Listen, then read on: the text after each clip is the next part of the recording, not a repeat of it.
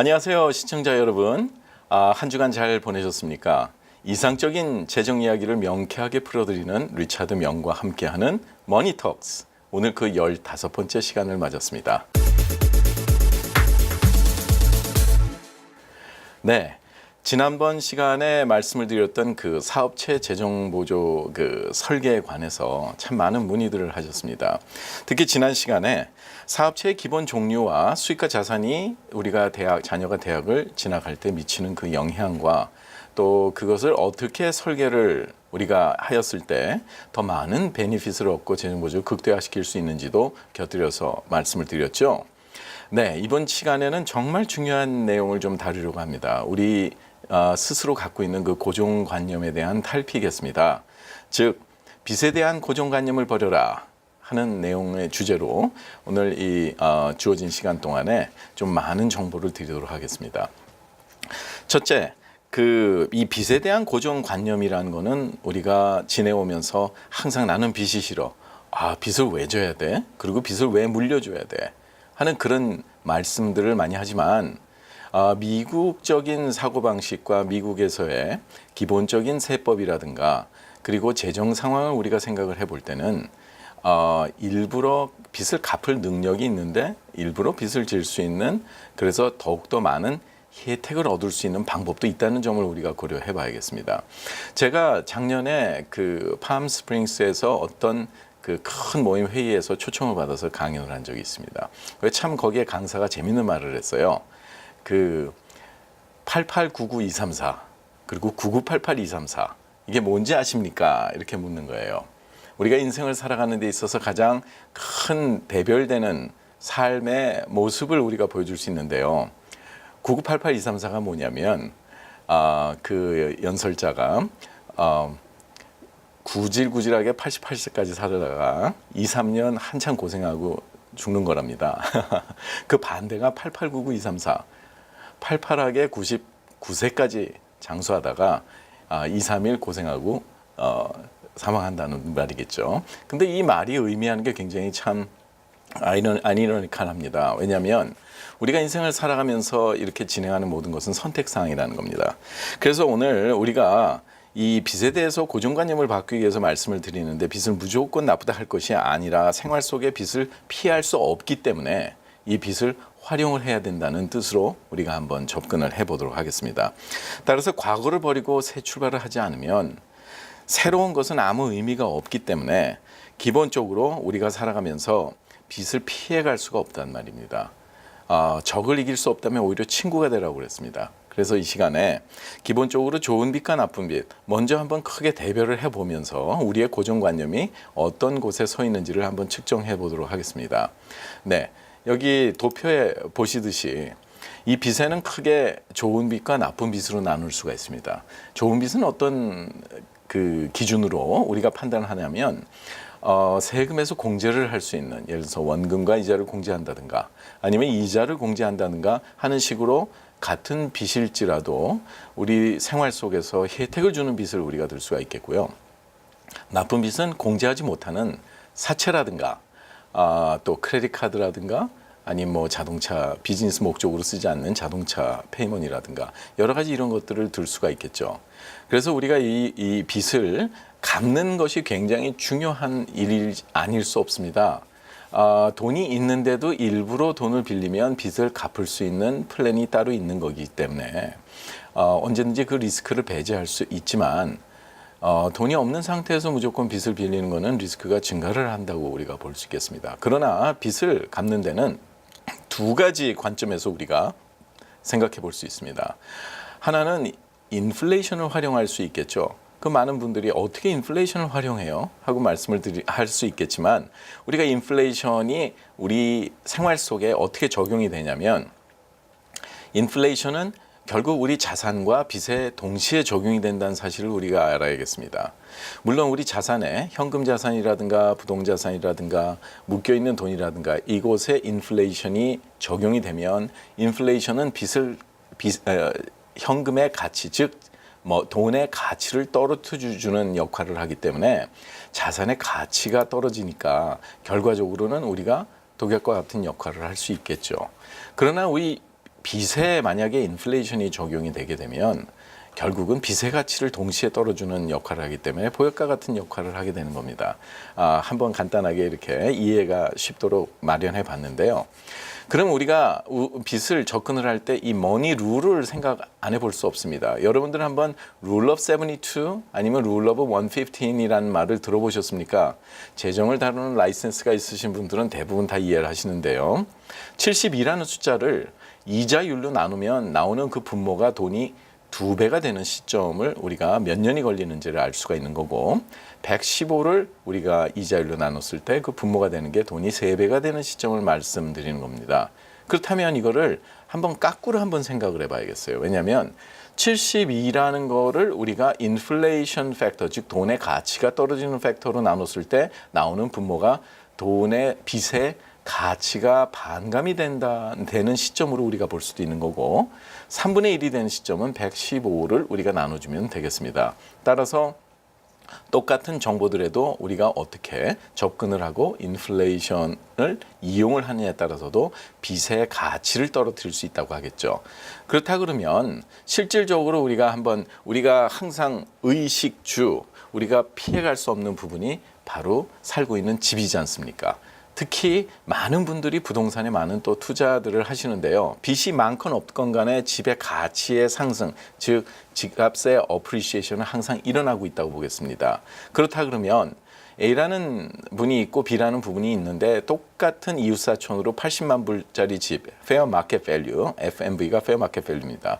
거기에 한 분은 똑같은 60만 불을 가지고 B라는 분은 60만 불, 난 빚이 싫어 그래서 무조건 액거리에다가 다 집어넣고 20만 불의 융자를 한 분과 또 한 분은 아니 어차피 내가 은행에서 돈을 빌리면 원금과 이자를 갚으라 그러는데 내가 그 돈을 은행에다가 투자를 해서 아니면 빚을 빨리 갚았을 때 그 돈을 가지고 비즈니스를 해나가면서 나한테는 한 푼도 베네핏을 주는 게 없다.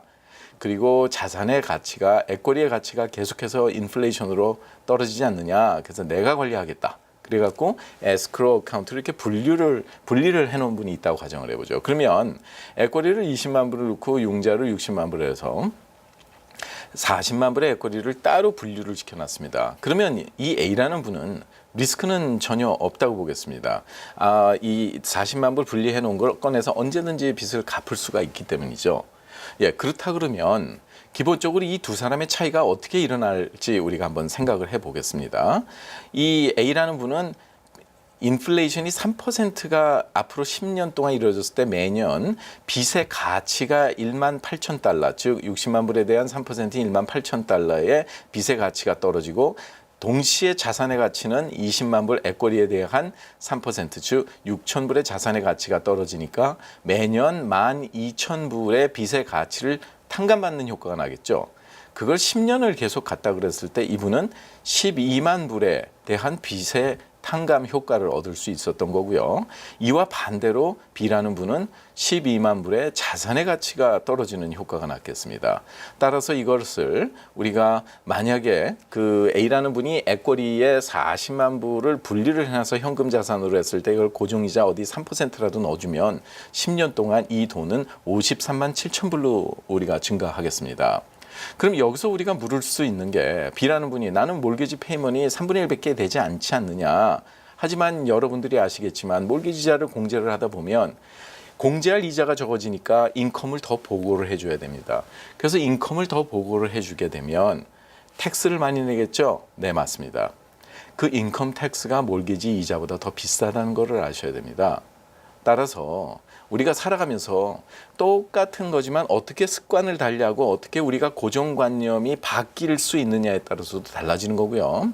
A라는 분은 그 40만 불을 어디에다가 넣느냐에 따라서 학자금에서 보조를 받을 때도 대부분의 사립대라든가 주립대도 조지아텍이라든가 유니버시티 버지니아라든가 칼리지 윌리엄 앤 메리라든가 이런 데는 전부 다 부모의 자산으로 간주를 해서 액거리를 계산합니다. 최악의 경우에는 5.64%의 가정 분담금이 올라가죠. 그렇기 때문에 실질적인 자녀가 대학을 가기 전에 이러한 고정관념의 그 변화가 있어야 되고요. 그리고 이런 것에 대한 실질적인 계획 그리고 사전 설계는 굉장히 중요한 일이라고 보겠습니다.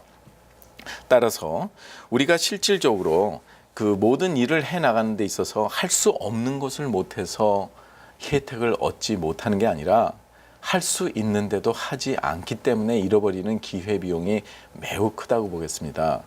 정말 이 돈에 관한 머니룰, 우리가 머니룰을 잠시 우리가 접어둘 수도 있겠지만 늘 날마다 숨쉬는 순간마다 내가 어떤 방식으로 내 자신을 설계를 했느냐에 따라서 기본적으로 하루하루가 나의 부를 축적해가는 하루가 될 수가 있고 아니면 나의 부가 삭감이 되는 하루가 될 수 있다는 것을 여러분들께 분명히 말씀을 드릴 수가 있습니다. 그렇다면 우리가 빚을 갚는 방법 중에는 내가 내 돈으로 갚는 것처럼 어리석은 게 없습니다. 그죠? 그러니까 돈을 갚아줄 수 있는 플랜을 갖는 것이 훨씬 더 저렴하게 맥히는 일입니다. 예를 들어서 내가 이 텍스 브래킷, 즉 세율이 20%인 분은 1달러 빚을 갚기 위해서 1달러 20센트를 벌어야만이 20센트의 세금을 내고 1달러 빚을 갚을 수가 있겠죠. 하지만 그 1달러 중에서 15센트 정도만 빚을 갚아줄 수 있는 플랜을 우리가 가져도 85센트를 우리가 실질적으로 우리 자산에 운용해서 굴릴 수 있게 됩니다. 거기서 5센트의 수익률을 받다고 했을 때는 결과적으로는 10센트 정도 뺏기는 빚을 갚을 플랜을 갖는 데 들어간 비용이 아니고요. 매년 인플레이션이 평균 20년 평균을 봤을 때 3.5%가 적용되고 있는 것을 우리가 비교해 보면 그 10센트 중에서도 3.5%의 빚의 탕감 효과가 나니까 결과적으로는 6.5센트 밖에 들어가지 않는 것이고 그렇게 빚을 갚아줄 수 있는 플랜에다가 그런 비용을 지불을 했을 때 그 안에 캐시가 쌓인다든가 수익률을 가져다 준다면 그것 또한 코스트를 리커버리 할 수 있는 그런 실질적인 플랜이 되는 겁니다. 내가 스스로 빚을 갚기 위해서는 다 갚지도 못하고 말만 많이 남기고 가는 경우가 많겠죠. 네. 하지만 이 빚을 갚아줄 수 있는 플랜을 내 주머니 돈이 안 들이고 얻을 수 있었다면 그것처럼 유익한 게 없겠습니다. 지금 굉장히 중요한 말씀 드렸습니다. 주머니 돈이 안 들어간다는 것은 no additional out of pocket money가 들어간다는 겁니다. 그거는 내가 저축하는 방식으로 얻을 수가 없습니다. 항상 돈에는 이 cash flow management이 있습니다. 이렇게 돈은 money in motion 이렇게 움직여야 되는데 이제 굉장히 중요한 일이죠. 이게 우리가 빚에 대한 고정관념을 탈피시키게 만들고 그렇게 움직이는 과정 속에서 나한테 혜택을 줄 수 있는 그런 재정 도구를 활용을 한다면 주머니 돈을 들이지 않고도 더 많은 베니핏을 얻을 수 있다고 우리가 보겠습니다. 그래서 살아가면서 정말 뗄래야 뗄 수 없는 빚에 대한 고정관념. 미국은 신용사회라 했습니다. 과거에 얼마나 빚을 졌다가 갚은 기록에 히스토리가 있느냐. 현재는 빚이 있지만 딜링컨 시키지 않고 얼마나 잘 메인터넌스를 할 수 있느냐. 그리고 앞으로 미래에 빚이 있건 없건 얼마나 더 빌릴 수 있는 능력이 있느냐. 전부 다 남의 돈입니다. 이게 바로 신용사회에서 이른바 말하는 크레딧의 정의가 될 수 있는 바로 기본적인 사항을 말씀드리는 건데요.